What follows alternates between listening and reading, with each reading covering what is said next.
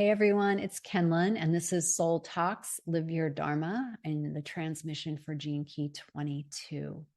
Gene Key 22 is the shadow of dishonor, the Siddhi of Grace, and that pathway of graciousness.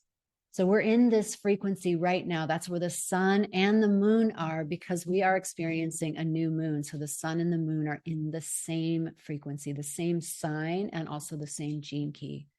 The programming partner of Gene Key 22 is Gene Key 47, which is super intense. It's about our karmic past, all of the karma of the world inside of our DNA. So you can see with the programming partner, meaning like in the activation sequence, if you have this in your life work, that 47 is the thing that pokes you.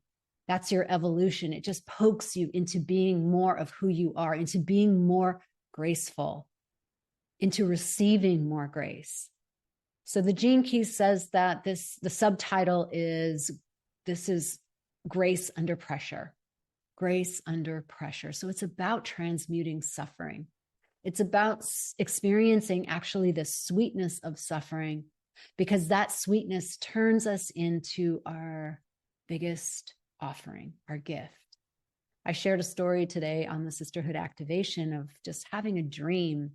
A couple of nights ago, we're in Pisces season and dreams are very active. And this dream was a very vivid depiction of the house I grew up in. And my mother was there and my sister was somewhere, and there was an intruder. And that intruder went through the backyard to a gate to the side yard. And I knew that intruder was coming. And you can kind of feel that, as you hear that tension rising. And I was yelling to my sister to call 911, and nothing happened. And my mother was still sitting on the couch. And so there was a side gate. And so I put the key into the deadlock of the side, the deadbolt of the side door, and turned it. And I turned it to the right, which is a lock position. But in this dream, it unlocked it and the intruder came in. But I was able to grab my mother and go get into the car and be safe before anything happened. Now I tell that story because it has to relate to a core wound I experienced, and that wound of not being listened to, not being heeded, heard. And yet here I am speaking and you're listening. So that is a very key understanding of how our core wound can translate into our gift for others. Maybe not for the people we thought, but for someone else. So in that dream, what I realized in the sisterhood activation is that my consciousness unlocked the door so that those archetypes of fear could come in and I could deal with them. Isn't that incredibly beautiful? And that's what's happening right now as we transmute our suffering through this incredible healing portal that we've had with Chiron and Aries, and it's conjunct the North Node. That's been there for a while, and it will continue through exact on the south, on the solar eclipse, new moon on April 8th. So we're in a healing portal, and this is the portal of transmuting suffering into grace. Now, what is grace?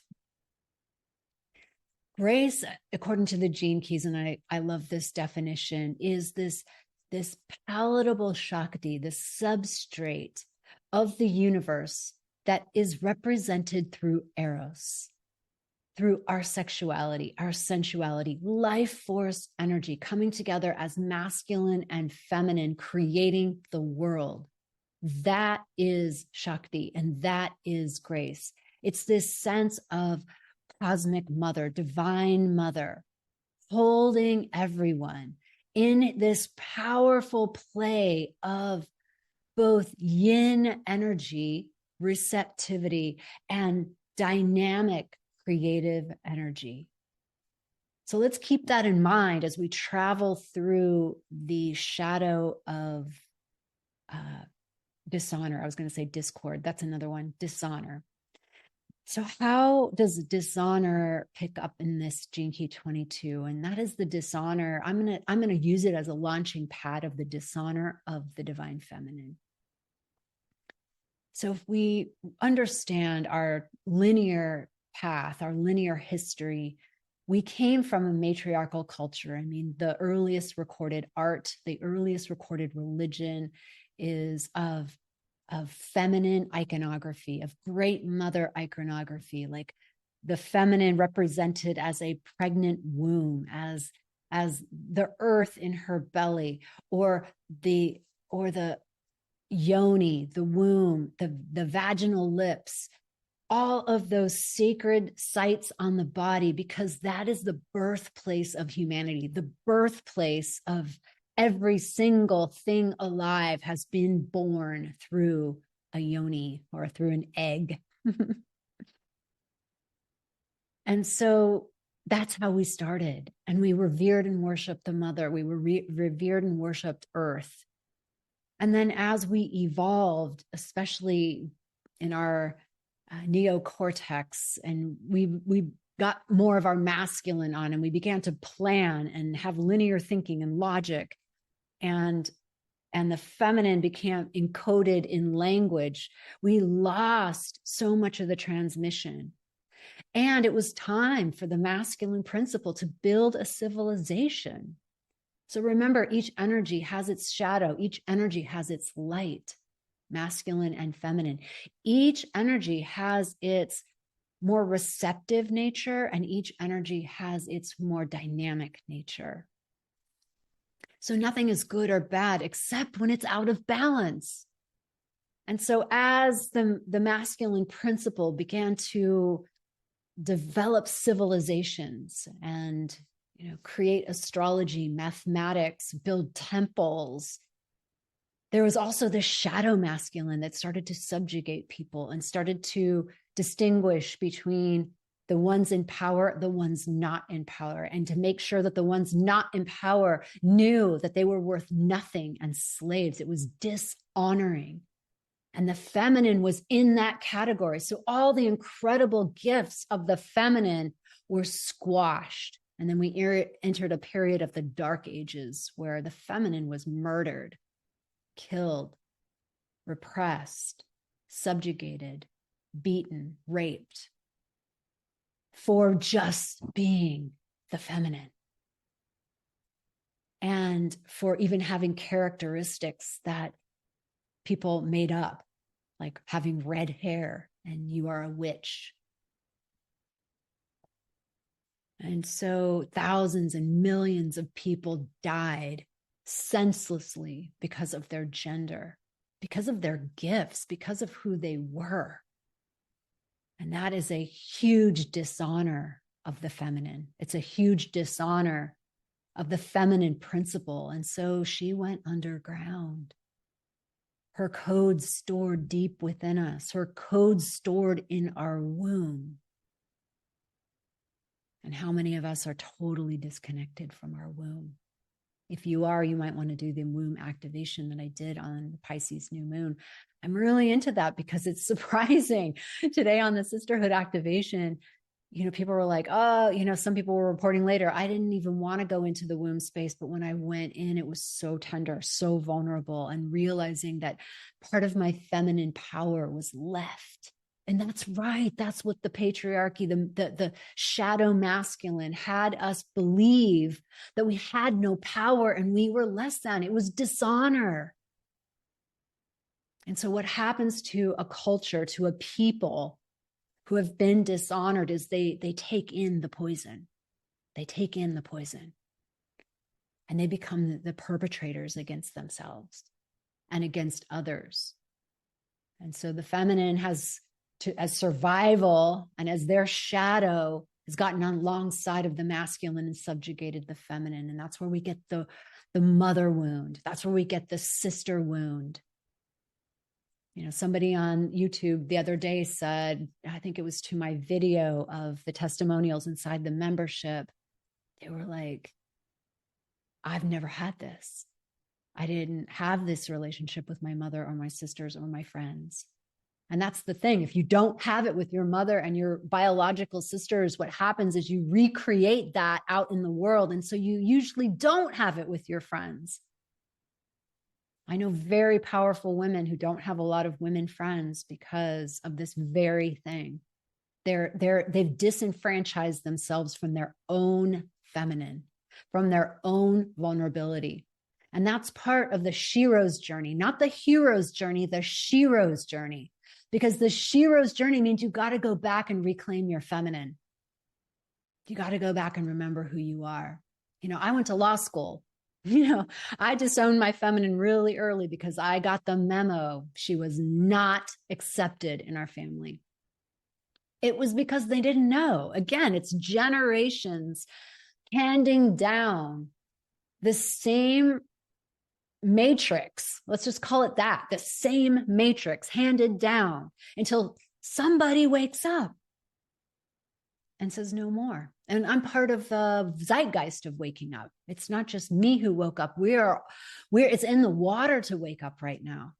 The feminine is awakening because she is ready to be honored.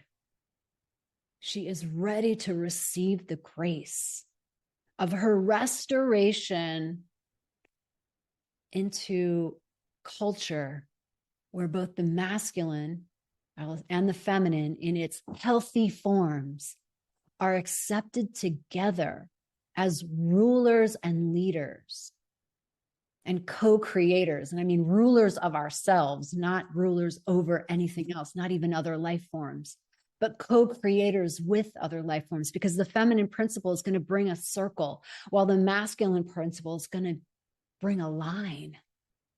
And it's not just the line and it's not just the circle, it's both. We've got to have movement forward. And we also have to remember when enough is enough. We have to be inclusive. We have to remember that if one person doesn't win, then it's not really a win. And that doesn't mean catering to people's victim consciousness. That would be a lower expression, but a higher expression really calls people forward through compassion, through witnessing, through seeing. And then the masculine can come in and kick your butt and say, it's time, let's go. Take action, move. And so this gene key is not only esoteric, but it's very practical, because how we've been living in 3 space in our embodiment has been disconnected and dishonored from the feminine, and it's time to reclaim. And the best way to begin your reclamation is to follow your own wisdom. Now, some people will call that intuition. And yes, I believe in intuition. And that often comes from this third eye space. But there's also an intuition or a gnosis that comes from the womb space. And this one's the pulse of earth. It's quieter, it's more subtle. She's definitely cosmic mother. And Pisces season is the cosmic womb, not wound, womb. So that cosmic womb, we are a hologenetic profile of the macrocosm, because we have the womb in us, that creative force in us. So when we return to the womb, and it's very simple, you quiet down and you connect and you ask her permission to connect and enter into her temple and to learn the secrets and the mysteries of the world, because everything that ever needs to be known is contained there. It's inside the womb space. So this is how we're going to compete with AI. This is how humans are going to stay relevant in a computer technology that's exponential, that can spit out data in 2 seconds. How are we going to do that? It's not going to be through here. We're not going to be able to compete there. We will become obsolete. Our brains are slower substrates. The pathways, think of an old freeway or an old road. It's Our brain structure will have to change. But until then, we have our womb structure. And the womb knows all. It is the house, the seat of the unconscious. And anything can be tapped in and known through a diligent practice of connection. And that doesn't come overnight. You know, you think about going to the gym, you're not going to get results overnight. It's a relationship, step-by-step relationship. But that's feminine reclamation. And that's what we're here to do. That's what we're here to bring, so that we can bring in balance with the positive masculine, a co-created, integral, interdependent, integrated masculine feminine to lead humanity where we need to go. Because otherwise we're going to crash and burn. And humanity knows that. Like, we know it deep in our souls. And that's why, boom, we're waking up. And we have all these light codes flooding in to wake us up. We're in this 12,500 year cycle of this, the galactic lights shining, and it's called the photon belt, and Pam Gregory talks about it, and it's very Uranian. It means quick lightning bursts of revelation and awakening, and we haven't had that in our lifetime. And so we're so blessed, and we've been given the tools at the same time that we've been given our deepest challenge as a species. And so let us remember grace. I'm going to read Richard Rudd. You can tell the lights going down. It's daylight savings, but I'm still doing this late. So I love his definition of grace, and it's worth just saying his own words here. Contrary to the many depictions of the Holy Mother in religion, she is actually a highly ecstatic and sensual field of energy. Okay, feel that. The Holy Mother is a highly ecstatic, meaning bliss, out of your mind, sensual field of energy. So it says, as suffering comes to an end through her grace, true pleasure will dawn. The mother is a field whose Shakti, or sexually liberated energy, actually devours your separate self. And as she does so, you experience the highest of divine ecstasies pouring through your body and aura. Yeah, so she begins to restore our wholeness, our oneness, and eats away at that sense of separation. Anytime I bring people into a womb meditation, and then I ask them to receive a message, I mean, most messages I receive, all, or that I hear them say, all have this sense of oneness about them. The nervous system starts to calm down. The breathing pattern calms down, the heartbeat calms down, like you're getting out of beta and into a whole different frequency of relaxation, which is how you know you're entering the realm of truth. We talked about that last week, Gene Key 63. And you start to see the big view, the big picture. So your little life here, yeah, right. We all have to deal with taxes and details and dropping the kids off and blah, blah, blah.